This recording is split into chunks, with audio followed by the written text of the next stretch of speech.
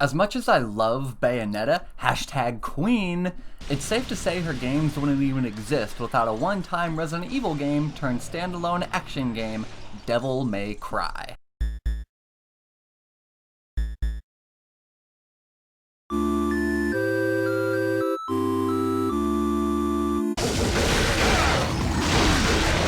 Having gone on to spawn an incredibly popular franchise of its own, Devil May Cry is an interesting title in the PS2's library.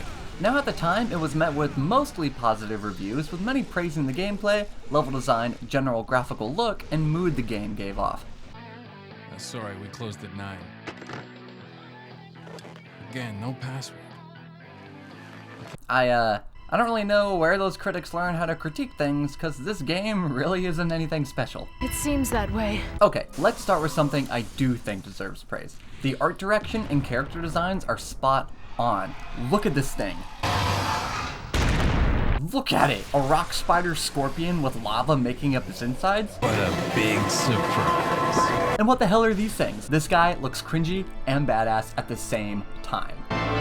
While the setting takes place in only 2 real areas, a large castle and the underworld, the subsections you explore offer a surprising variety. A ghost ship, a living cave with a giant heart in it, bug-infested sewers, and an arena lifted right out of the Roman Empire, just to name a few. Being an older title on a console which was only marginally more powerful than the Dreamcast, Devil May Cry still manages to showcase some pretty good textures and lighting effects.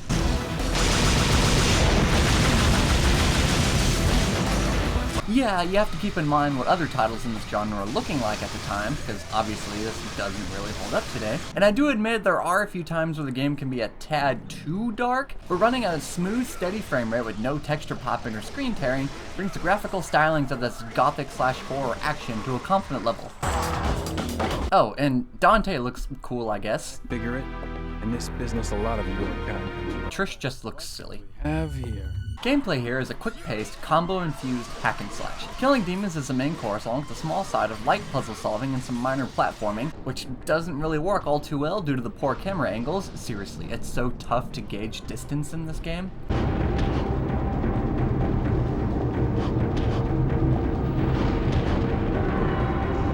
Stringing basic combos together is fun and fairly easy, even while playing on the harder difficulties, and you never feel too powerful, giving each encounter an actual edge to it. Unless you play on the easy mode, but even then, the game will throw a few curveballs your way. Or you can just go Super Saiyan for all the tough fights. Obtaining several different weapons during your trek through the castle, swords, fire fists, a friggin' grenade launcher in this beast. Each one will offer cool ways to take down the demon scum, though sometimes it's fun to just mindlessly pump pistol rounds into them till they die. Killing demons will grant you XP orbs to be used to either upgrade your skills with certain weapons, or to buy handy items like healing orbs or extra lives at the time statues located at various places throughout the castle. At the end of each level, which BT dubs, some of these are insultingly short. What? What the fuck? Your performance is graded in a Sonic the Hedgehog manner, and you're granted additional orbs. Most of the puzzles you have to solve are little more than a get a thing and put it in the thing to advance, but they serve their purpose. Control-wise, things are pretty balanced. Dante's motions in combat are fairly fluid, and flowing between foes is for the most part easy to do. You will notice a little quirk of Dante getting stuck in battle pose and destroying random items looking for orbs, and navigating the menus does feel a bit sluggish, but besides that, the controls of the game are well done.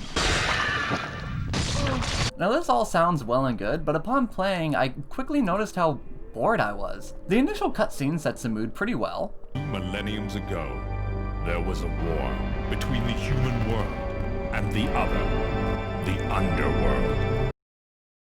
But the rest of the story is presented in such a bare bones, no character development way, it's easy to write the whole thing off as not important.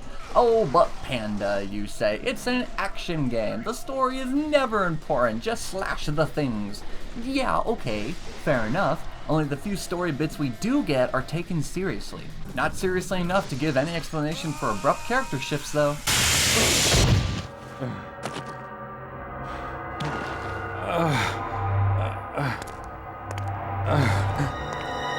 Wait, she literally just tried to kill you, and you save her because she looks like your dead mother? Because you look like my mother. Now get out of my sight. The next time we meet, it won't be like this.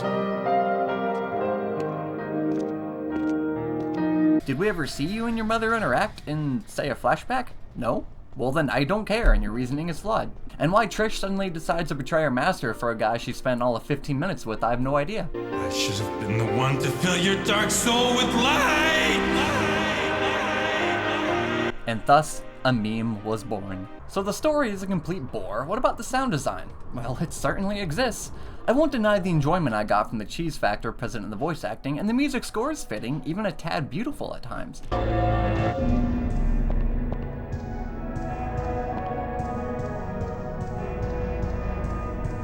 Though ask me to hum a tune from the game, and I can't. None of it sticks with you, not even the main theme. Think of some of the best themes from this era. Metroid Prime,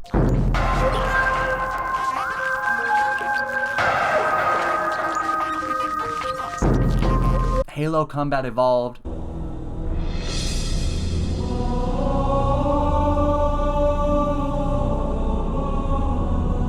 Luigi's Mansion,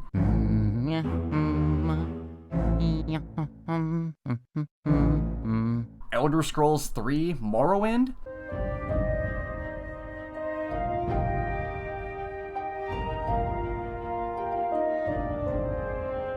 those are tunes which not only fit their respective games perfectly, but also have musical depth to them, drawing the listener's attention and keeping it.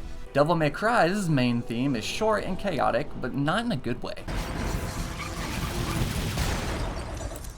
Let's rock. The score would have really benefited from a gothic, punk style tune to set the tone. Oh well, at least we get this little tidbit.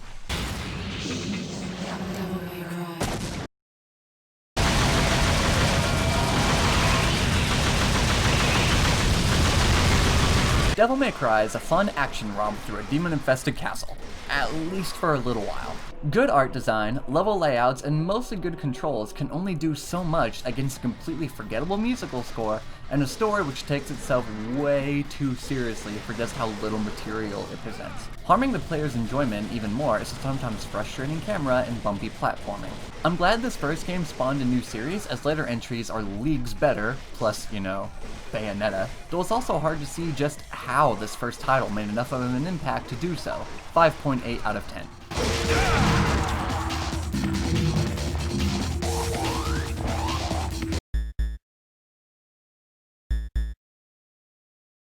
Hello everyone, thanks so much for checking out this video. If you haven't yet, be sure to go ahead and click that subscribe button and ring the little bell next to it so you'll always be notified whenever I upload things. I generally try to upload a new video every 2 weeks, but sometimes they just kind of arrived when they're finished. I really appreciate you taking the time to check out my tiny little channel, so the subscription will be much appreciated, and I hope to see you guys in the next one. Bye!